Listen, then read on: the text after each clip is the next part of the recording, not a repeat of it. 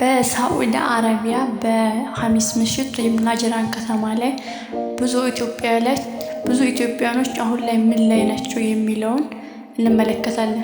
አሁንም ከሳዑዲ አረቢያ ሞት ፍርድ በተፈረዳቸው ወገኖቻችን በኦሮምኛ ቋንቋ የተላከልኝ አዲስ ቮይስ አለ። እባካችሁ እስከ መጨረሻ አድምጡትና። እሺ፣ ቮይሱ በኦሮሞኛ የተላከ የኦሮሞኛ ልጆች ናቸው የላኩት። ግን አብዛኛው ጊዜ ባለፈውም እኛ እንደሰማነው ወይም ደግሞ እናንተ እንደሰማችሁት አብዛኞቹ የትግሬ የአማራና የኦሮሞ ልጆች ናቸው፣ ልጆቹ ማለት ነው።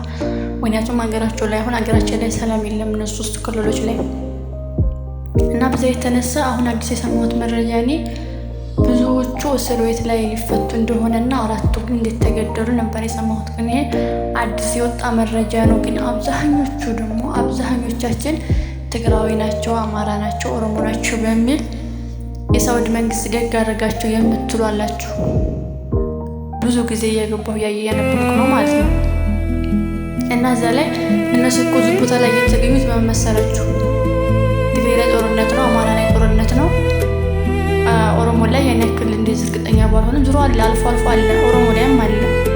የዛ አካባቢ ወጣት ከጦርነቱ ሽሽ ሳውዲ አረቢያ ይመጣሉ። ሳውዲ አረቢያ ከመጡ በኋላ ህይወታቸውን ተለውጠው ሀገራቸው ላይ እንደማንኛውም ወጣት መኖር ስለሚፈልጉ እንጂ ሳውዲ አረቢያ ናፍቋቸው የመጣ ሰው ማንም የለም። እኛ ናፍቀን አይደለም የመጣ ነው። ወንድሞቻችን ናቸው ያጠፋሉ፣ ይሳሳታሉ። የሳውዲ አረቢያ መንግስት ደግ አደረገ፣ ደግ ገደላቸው። ካፊሮች ናቸው መሞት አለባቸው። ካፊርም ሆነ ሙስሊም፣ አማራም ሆነ ኦሮሞ እኛ እህትና ወንድሞች ናቸው። አንድ ኢትዮጵያዊ ነን። መቼም ቢሆን ከኛ ኢትዮጵያ ውስጥ በሳችን ከኛ በቀር ሌላ ዘገኛ ሊረዳን የሚችል ሰው ማንም የለም። እና ልጆቹ 1000 ምናምን አካባቢ ያሉት መረሳ አዋጅ ተደርጎላቸው ሊፈቱ ነው የሚባል ወሬ ሰምቻለሁ። 4ቱ ግን በስቅላት እንዴት ተገደሉ ተነግሯል። እነዚህ ደግሞ አዲስ ናቸው፣ ሐሙስ ምሽት ማለት ነው። እና ኢትዮጵያኖች እባካችሁ ከቻላችሁ ለወገኖቻችን ድምፅ ነው። ይህን ቪዲዮ ደግሞ ላይክ፣ ሰብስክራይብ ያደረጋችሁ